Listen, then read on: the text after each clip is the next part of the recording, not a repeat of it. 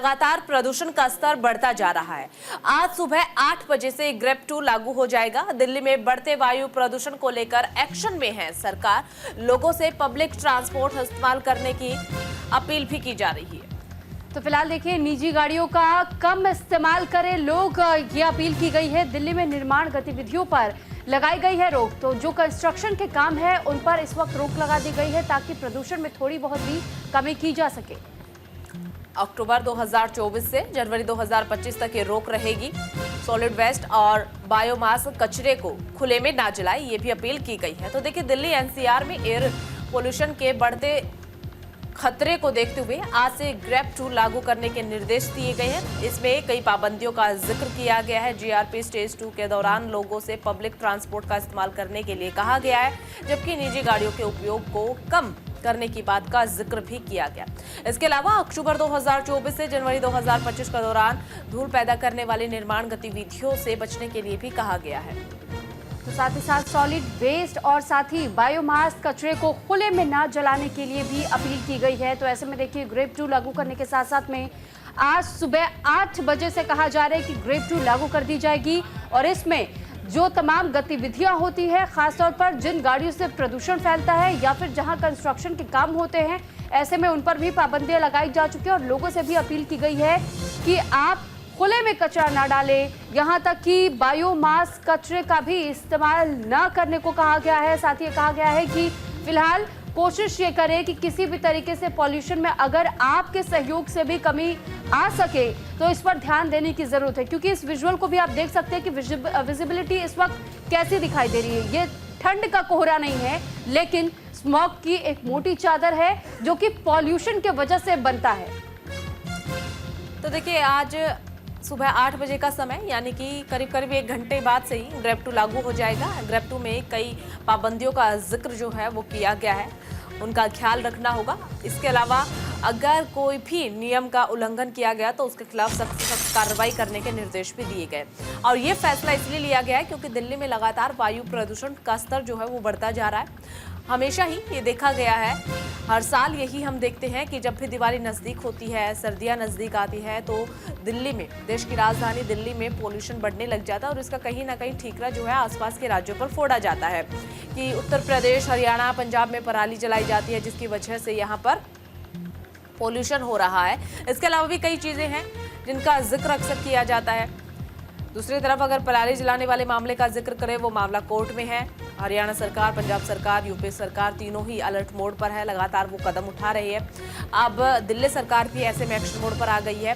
दिल्ली सरकार ने भी अपने हैंड से कई चीज़ों का जिक्र किया है, कई निर्देश जो है वो लागू कर दिए गए हैं, कई निर्देश दिए गए अधिकारियों को।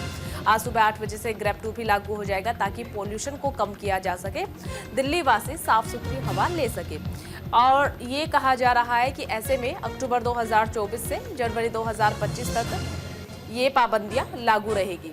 लेकिन ऐसा नहीं है कि जनवरी 2025 तक ही ये पाबंदियां लागू रहे। अगर पोल्यूशन का स्तर इस कदर ही बढ़ता रहा तो टाइम को बढ़ा दिया जा सकता है, यानी कि 2025 जनवरी को फरवरी मार्च भी कर दिया जा सकता है, अगर वायु प्रदूषण इस कदर ही बढ़ता रहा तो फिलहाल देखिए, खासतौर पर शीतकालीन समय यानी कि विंटर्स के दौरान आप इसी तरीके की स्थिति हर बार दिल्ली में देखते हैं, क्योंकि जब भी ठंड का मौसम आता है, खासतौर पर नवंबर और दिसंबर आते आते हर बार आपको पॉल्यूशन की इसी तरीके की स्थिति दिखाई देती है। और क्योंकि अब दिवाली भी है और इसके बाद से और कई ऐसे फेस्टिवल्स हैं जिनको मनाया जाता है भारत में धूमधाम से, ऐसे में आपको याद होगा कि दिल्ली सरकार ने पहले ही एक एडवाइजरी जारी की थी। एक नोटिस जारी करते हुए कहा गया था कि 1 जनवरी तक पूरी तरीके से पटाखों पर प्रतिबंध लगाया जा रहा है, सिर्फ इस वजह से क्योंकि दिल्ली का प्रदूषण अभी से इतना ज़्यादा हो चुका है।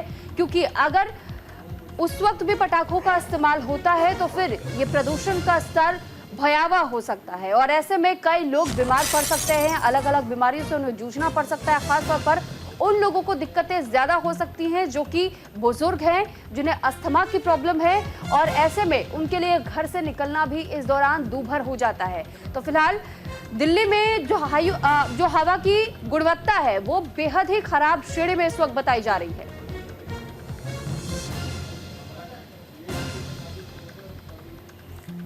चलिए, ज्यादा जानकारी के लिए ग्राउंड जीरो का रुख कर लेते हैं। हमारे साथ हमारी सहयोगी भावना सिसोदिया जुड़ चुकी है। भावना, फिलहाल आपकी मौजूदगी कहां पर है? आप क्या देख पा रहे हैं? क्या सच में दिल्ली की आबो हवा खराब हो चुकी है? आप क्या महसूस कर पा रही हैं?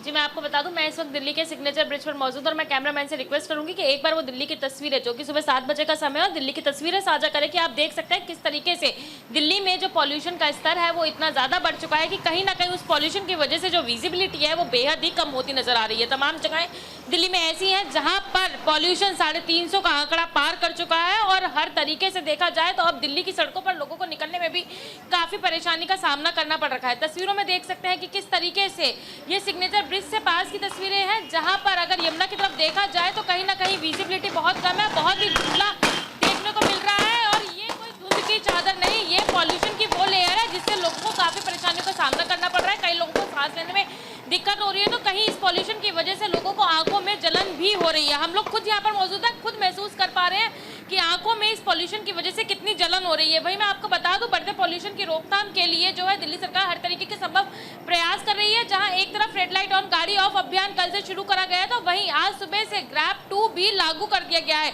ग्रैब 2 की बात की जाए तो उसमें साफ तौर से ये है कि जो डीजल से जनरेटर चलते हैं उनके ऊपर पूरी तरीके से रोक लगाई जा रही है। प्राइवेट गाड़ियों के इस्तेमाल को कम के लिए जो है पार्किंग फीस को भी बढ़ाया जा रहा है। वहीं सीएनजी, इलेक्ट्रॉनिक बस और मेट्रो की सर्विसेज को जो है वो बढ़ाया जाएगा ताकि लोग अपने प्राइवेट वाहन लेकर कम निकलें। जब पब्लिक ट्रांसपोर्ट का यूज़ किया जाएगा तो कहीं ना कहीं उम्मीद लगाई जा रही है कि जब सड़कों पर गाड़ियां कम होंगी तो ये पॉल्यूशन के स्तर में जो है गिरावट दर्ज की जाएगी। वहीं मैं आपको बता दूं, नेचुरल गैस, बायोगैस, एलपीजी से चलने वाले जनरेटर ये जो है उनको चलाने की इजाज़त दी जाएगी। उसके अलावा किसी और तरीके के जनरेटर को चलाने की इजाज़त नहीं दी जाएगी। वहीं 800 किलोवाट से अधिक क्षमता वाले जनरेटर भी जो है वो भी चल सकेंगे। तो एक तरीके से पॉल्यूशन को स्तर को रोकने के लिए भावना, लेकिन इस बीच जहां एक और बार बार लोगों से भी अपील की जा रही है कि आप भी अपना ख्याल बहुत ज्यादा रखें भावना, क्योंकि आप भी ग्राउंड जीरो से अपडेट हम तक पहुंचा रही है, तो मास्क आप भी पहन करके रखें, आप भी अपना सेहत का ख्याल रखें। लेकिन साथ ही ये भी जानना चाहूंगी कि क्या ऑड इवन फॉर्मूला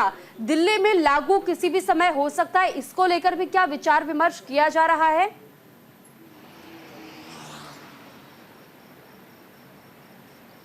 जी देखिए, पर्यावरण मंत्री गोपाल राय इस बात को लेकर पहले ही बता चुके हैं कि अगर दिल्ली में AQI लेवल यानी कि बहुत ही ज्यादा गंभीर श्रेणी में पहुंचता है, 400 के पार पहुंचता है, तो कहीं ना कहीं ऑड इवन का फॉर्मूला भी दिल्ली में लागू किया जा सकता है। जैसे जैसे दिल्ली में सर्दियां दस्तक देती हैं वैसे वैसे विंटर एक्शन प्लान को लेकर दिल्ली सरकार हर तरीके से तैयारी करती है। तभी दिल्ली सरकार द्वारा ये ऐलान कर दिया गया था कि कहीं ना कहीं 400 के आसपास अगर AQI लेवल पहुंच जाएगा तो ऑड इवन दिल्ली वालों को फेस करना पड़ेगा। वो कहीं ना कहीं दिल्ली वालों के लिए परेशानी का सबब बन सकता है। इसी को लेकर जो है पहले ग्रैब 1 लागू किया गया, ग्रैब 2 भी अब लागू कर दिया गया है। कहीं ना कहीं दिल्ली वालों का भी इस चीज को लेकर बेहद ज्यादा सहयोग, बहुत ज्यादा सहयोग जो है वो जरूरी है। वहीं मैं आपको बता दूं, अगर पंजाब में पराली जलाने के आंकड़ों की बात की जाए तो जहां पंजाब में पराली जलाने के आंकड़े कम हो रहे हैं, वहीं यूपी और हरियाणा में पराली जलाने के आंकड़े जो है वो लगातार तेजी से बढ़ोतरी हो रही है, जो कि दूसरी वजह है कि दिल्ली में प्रदूषण का स्तर जो है वो लगातार बढ़ता जा रहा है। सर्दियों के दस्तक देते ही जब इस तरीके की परेशानी आती है तो दिल्ली सरकार हर तरीके के संभव प्रयास कर रही है। वहीं दिल्ली सरकार ये भी कह रही है केंद्र सरकार का सहयोग भी बेहद ज्यादा जरूरी है, क्योंकि हवा की गति की बात की जाए,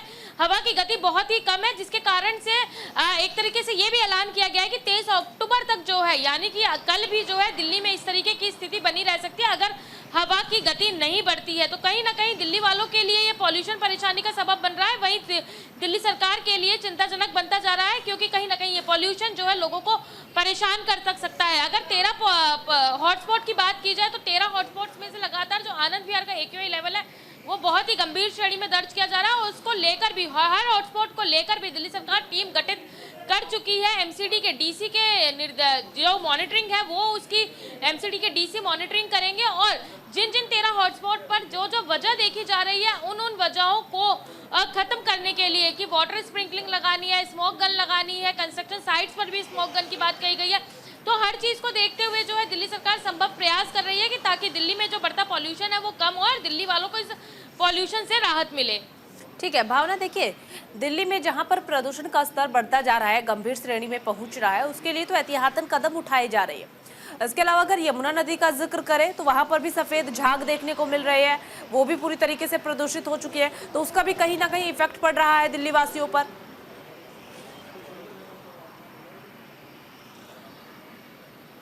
जी जरूर, देखा जाए तो जिस तरीके से यमुना में लगातार एक कालिंदी कुंज बैराज के पास जो पानी है वहां पर जो है लगातार दिल्ली में यमुना में फॉर्म देखा जा रहा है, जो कि एक पूर्वांचली समाज के लिए चिंता का सबब बनता जा रहा है, क्योंकि जैसे जैसे छठ का त्यौहार नजदीक आ रहा है वैसे वैसे एक आस्था की डुबकी की उम्मीद पूर्वांचली समाज में बढ़ती जा रही है। और कहीं ना कहीं ये फॉर्म लोगों को इसलिए परेशान कर रहा है क्योंकि फैक्ट्रियों से निकलने वाला केमिकल है और इस केमिकल की वजह से जो है लोगों को काफी ज्यादा गंभीर बीमारियां हो सकती हैं। तो उसको लेकर भी दिल्ली सरकार तो हर तरीके के संभव प्रयास कर रही है, लेकिन दूसरी तरफ देखा जाए तो भाजपा और कांग्रेस लगातार उस पूरे मामले को लेकर राजनीति करती हुई नजर आ रही है। दिल्ली जल बोर्ड इस फॉर्म को खत्म करने के लिए लगातार यहाँ पर स्प्रेडिंग भी करता हुआ नजर आ रहा है ताकि ये फॉर्म जल्द से जल्द खत्म हो जाए। जहां एक तरफ दिल्ली सरकार ने दावा करा था, दिल्ली के मुख्यमंत्री अरविंद केजरीवाल ने दावा करा था कि 2025 में यमुना में वो दिल्ली के उपराज्यपाल के साथ डुबकी लगाएंगे, तो देखा जाए तो फिलहाल इस वक्त 2024 में दिल्ली की यमुना की स्थिति जो है वो बहुत ही विपरीत देखने को मिल रही है। जहां एक तरफ केमिकल है, वहीं दूसरी तरफ अगर यमुना किनारे देखा जाए तो लोगों को भी कहीं ना कहीं सपोर्ट करना होगा, क्योंकि लोग जो है अपने घर का कुछ सामान या फिर जैसे त्योहार जाते हैं, त्योहार आते हैं तो जो पूजा का सामान होता है उसे विसर्जित करने के लिए यमुना घाटों पर पहुंचते हैं। कहीं ना कहीं वो भी एक बड़ी वजह है जिसके कारण यमुना का जो प्रदूषण स्तर है वो भी लगातार बढ़ता जाए।